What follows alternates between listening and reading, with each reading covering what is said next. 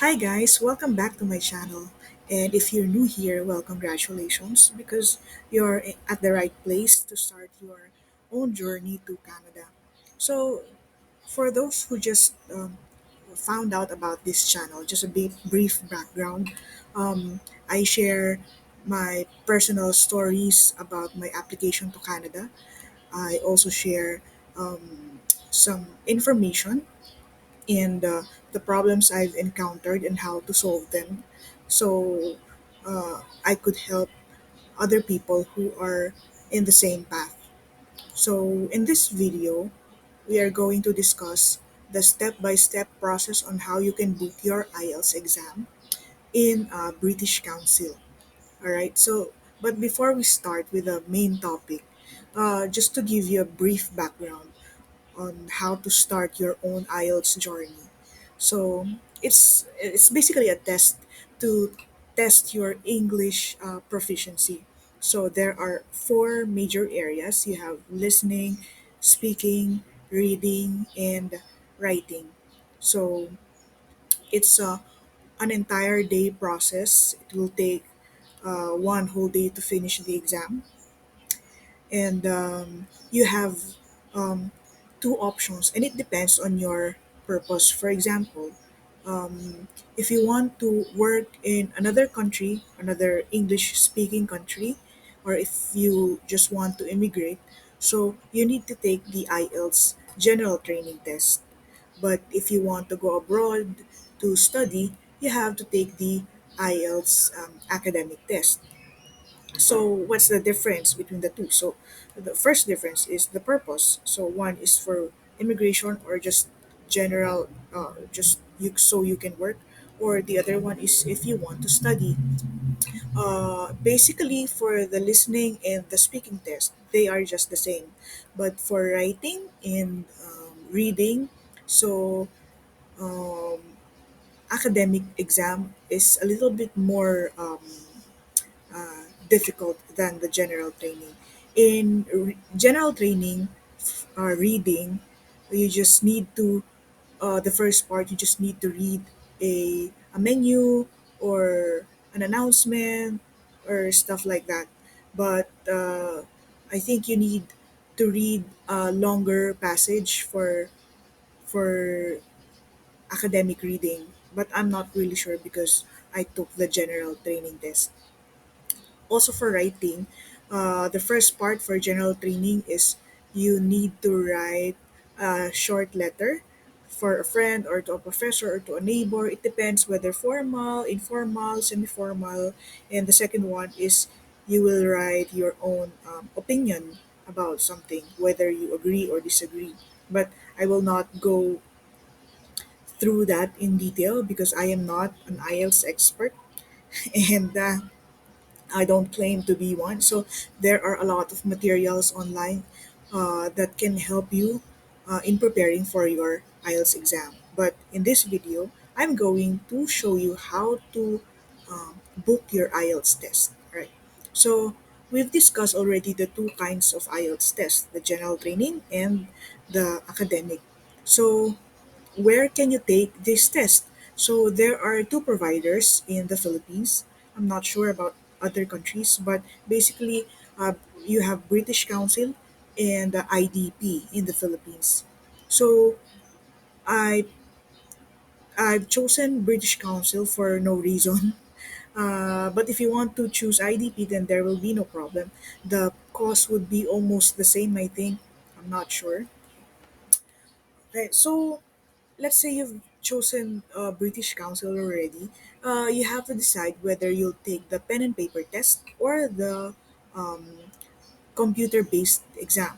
So basically, pen and paper, you'll use pen and paper for the test, but no difference in speaking because you will use a computer because of the pandemic.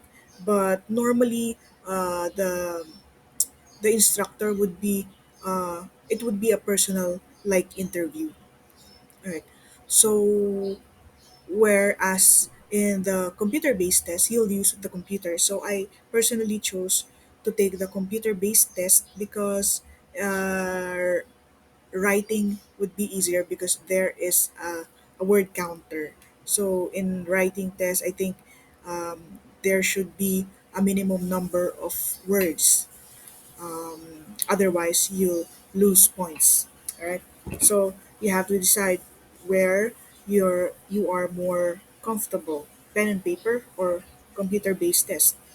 Okay, so once you have decided already, you can now go to ieltsregistration.britishcouncil.org/register so you can register, you can make your own account. So you have to give your information, first name, your date of birth, email, confirm your email, and then create a password, and then you click register. So once you have registered, and confirm your email address, well, you can now log in and then it will take you here. So, book new test, your test results, and your account. So, basically, your account is just shows your information. So, you'd like to click book new test so you can find a test schedule. So, where would you like to take your test? So, you have to choose your country and your area. So, in my case, Metro Manila, Philippines. And which format of IELTS test would you like to take? Is it computer-based test or paper-based test? So, aside from the difference in the medium, so the results for the computer-based test comes out faster. So, results is in 3 to 5 days, while the paper-based test is 13 days.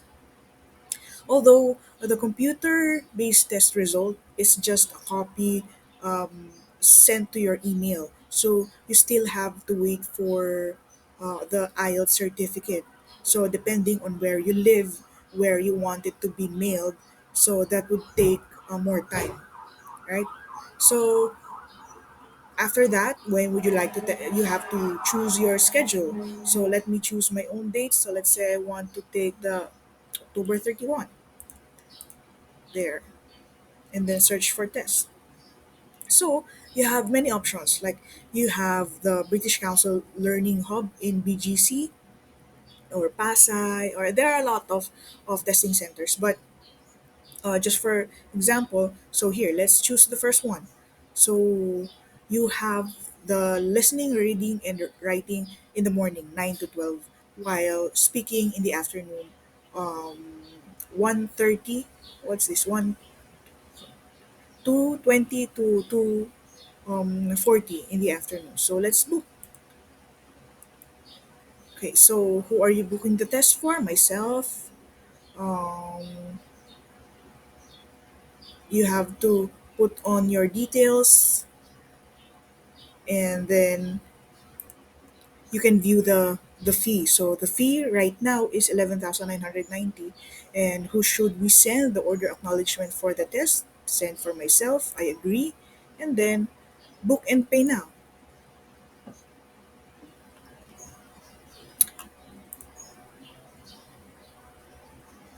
So there, you're already at the payment page. You just have to choose your payment option. Just key in your details and pay the fee. Right. So once you've paid the fee, so British Council will send you an email saying that you've already booked the test, you've already paid, and they will ask you for your details on where they should mail the test result, and they will also send you an email containing a link to some review materials that they provide the test takers. So the review materials include all types of um, reviewers for listening, reading, even writing and speaking. Although there will be no like personal instructor to give you a score, but at least you get an idea, especially if you're taking the computer-based test. They will provide you with a sample on how it works during the actual test. So during the test day, you will not be confused, and you don't need more time to familiarize yourself with the whole interface. Right. So just to share with you, I did not enroll in any review center, but I did enroll, but that was a few years prior to taking my first IELTS exam. What I did is I borrowed a book from a friend who took who enrolled in a review center, and then I reviewed that. And in addition, I I went through this website. It's called IELTSLiz.com. It's very helpful for those who are taking their first IELTS test. So you have a lot of guidelines here, a lot of useful materials, preparation tips for the four areas of the test. And she also has a YouTube channel where you can watch different videos about tips on how to do your writing test, your speaking test, and how to go about the reading and listening test easily. All right. Okay, so when you've made your payment, they will send you a guideline on what to do and what to bring during the uh, test day. So here, you have to bring your proof of full vaccination because of the pandemic. And this one, proof of negative COVID antigen test day, it's no antigen test a day before the first test component. It's no longer required. I'm not sure if the vaccine ID is still required, but if you are fully vaccinated, then by all means bring your vaccine card with you. But for the rest, this and the negative RT-PCR test, it's no longer needed. Aside from the vaccine card, you also need to bring the actual ID that you used when you register and a photocopy of it. So they are very strict with that. You need to provide the actual ID, not another kind of ID. And also, please take note that you need to double check the name on that ID because it has to be the has to have the correct spelling. For example, in my case, my name has a special character in it, and the ID that I presented and I used during the registration has a different spelling. So they don't accept that. But luckily, I have my passport with me during that time, so I just presented it to them to verify that it's me. But still, they use the name that's on the ID that I presented and the ID that I used during the registration. So if your test would start at 9 a.m., you have to be there as instructed. For example, they tell you that you have to be there by around 7:30 or 8. You should be there uh, exactly at 7:30 or 8 because there are a number of registration.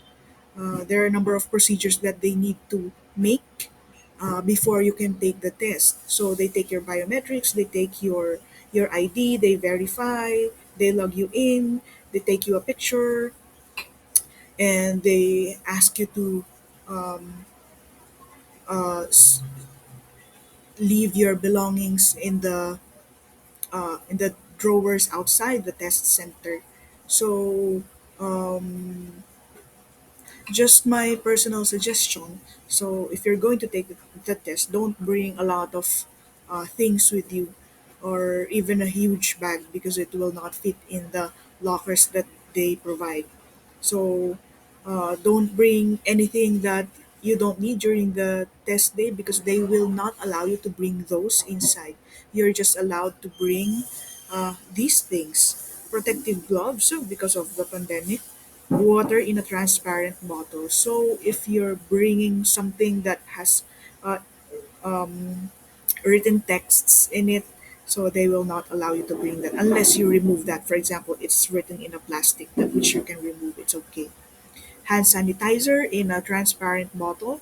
So if there's something written in it, so you can't bring that inside. All right, so that's what you can expect before you take the test. So the room and their office is quite cold. So You might want to bring your own jacket to make you feel comfortable while you take the test. And funny thing about that exam is they check your ID, whether it's to verify if it's you or not. Every time a new exam starts, for example, you start the test, you start with listening test.